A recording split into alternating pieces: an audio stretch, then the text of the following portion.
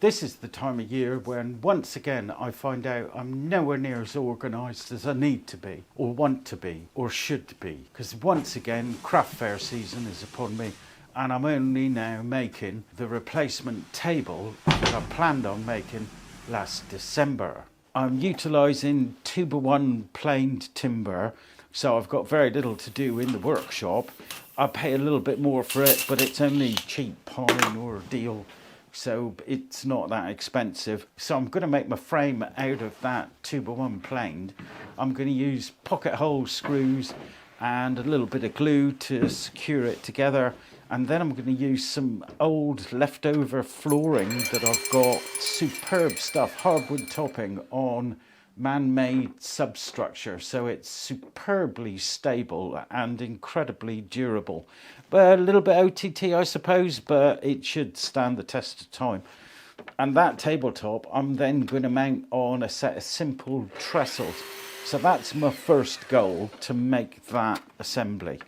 Now, if you're thinking to yourself at this moment, heavens to Murgatroyd, Graham, you could really do with organising that wall a little bit better and making yourself a bench that would support the timber and make your life easier. You'd be damn right. I do need to do that. And once again, another one of those jobs that I've not got round to. I need to stop work and sort my workshop life out as a matter of some urgency. And because I haven't got a rat's ass chance in hell of setting up a stop block anywhere, I'm going to utilise a bit of masking tape.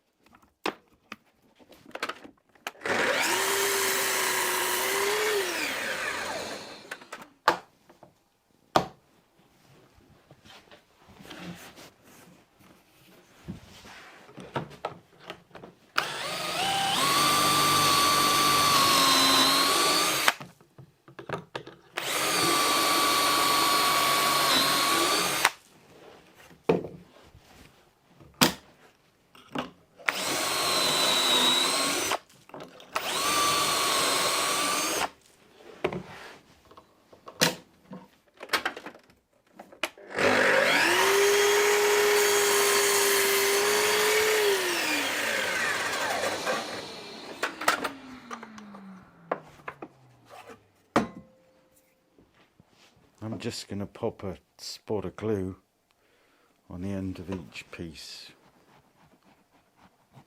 for a bit of added strength.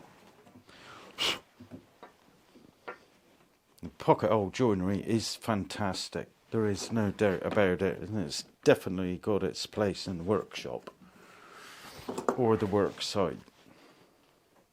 However, if you don't clamp it before you screw it, it's gonna jump. That's been my experience with it anyway. If I've missed something, please enlighten me.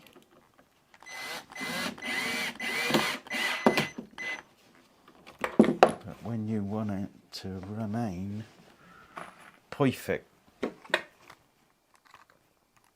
you gotta clamp it.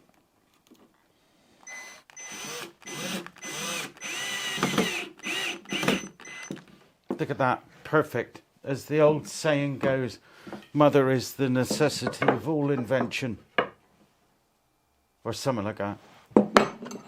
Before I screw the two centre rails in place, I'm going to make a little notch at each end, 300mm in and 10mm down. So it makes it easier to locate, to set the tabletop on the trestles. So to do that, I've set the depth stop on my miter saw a little high so I could dial it in and just hog out the material. I've got a couple of woodpecker square angle clamps, corner clamps, just to make sure I keep square while I'm gluing everything together. I'm just going to clamp a couple of blocks, one either side, to make sure it doesn't move, jump when I put the screws in. And we can drive the screws home.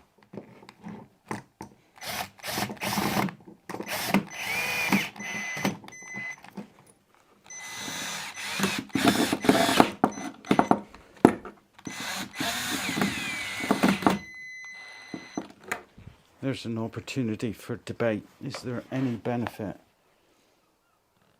in putting a bit of glue on the ends? I feel so.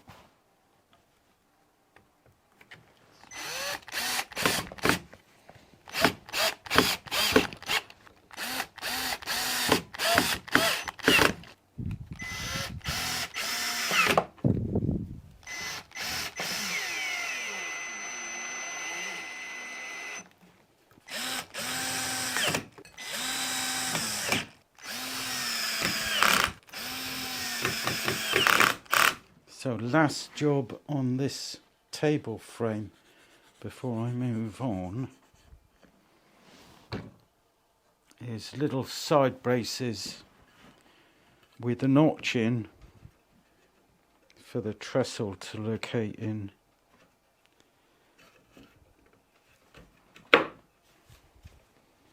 A goodly spot of glue and clamps. If I turn the clamps that way around, they won't hinder my ability to move around the workshop quite so much.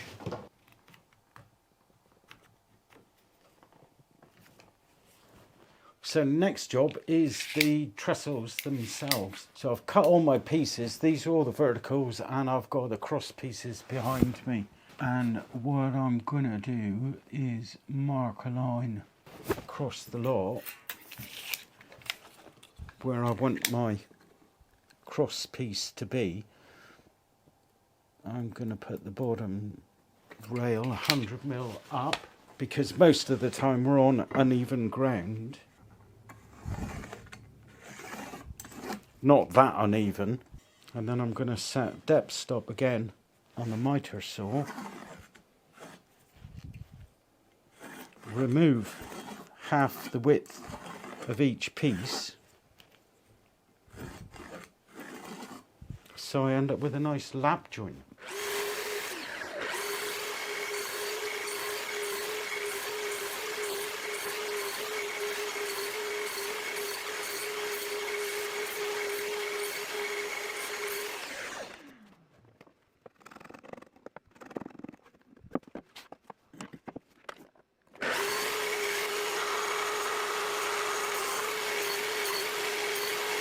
So that's the first set of lap joints cut, so I'm going to glue these up, and this can be going off while I glue the others, because I don't think I've got enough clamps to do them all at the same time.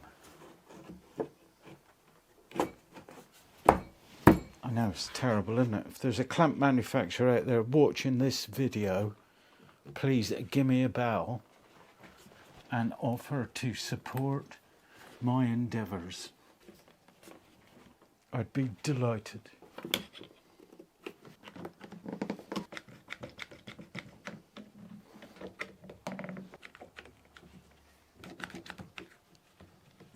So I've finished making up all my trestles and the glue is dried. Now I can lay out for the hinges. I'm going to come in each side 150mm, and I bought the cheapest 3-inch brass butt hinges I can find. I don't need anything super fancy for this, so I'm just going to lay them on the side, mark around, hog out the material with a router, and then clean up the corners with a chisel.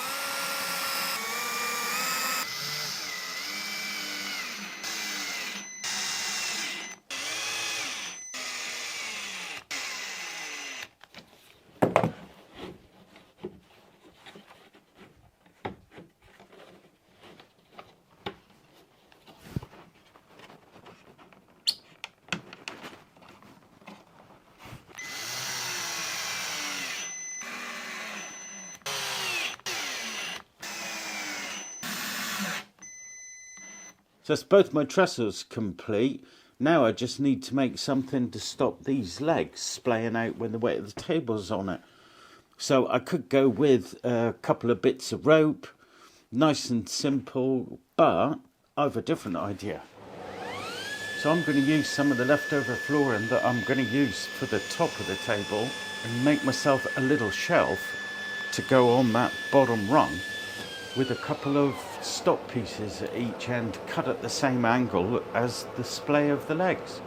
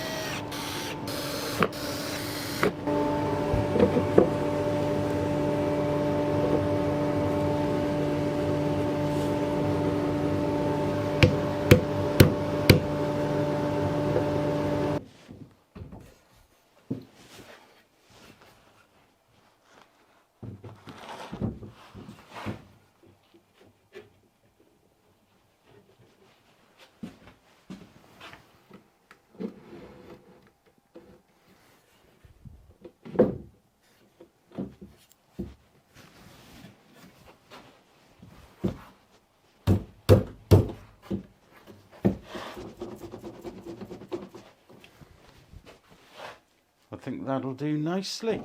So my next job is to attach the extensions that I made, and I'm going to use dominoes as dowels to do this. So I've marked in 125 and 125 from the centre each side to place my dowel, but I've also made up an extra extension table that I want to place here, which is a bit wider than those, but I might also want to place it there. So I need to make sure that all of those dowel holes line up a bit. And if I'm going to do it this way, then that one's going to need to move a little bit, just so that I don't hit any screws and I can support it optimally. And who knows, I might want to do it that way as well. So I've moved this mark up to there, and I think I'm good to go.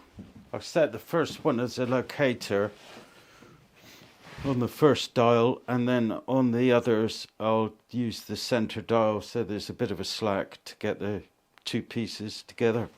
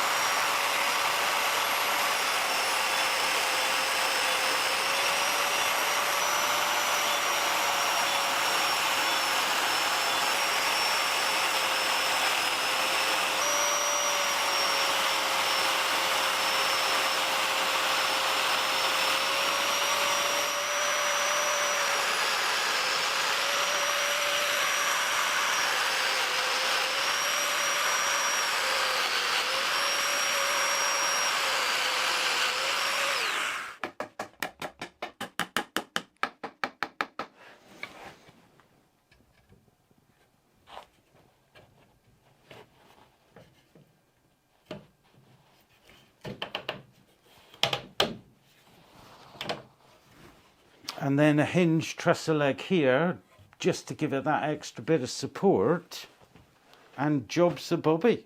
To fit the single support legs on the extension tables, I cut exactly the same angle that I put on the full trestles, and then screwed on a pair of 3-inch butt hinges and screwed the hinges to the bottom of the extra rail that I screwed into the support table.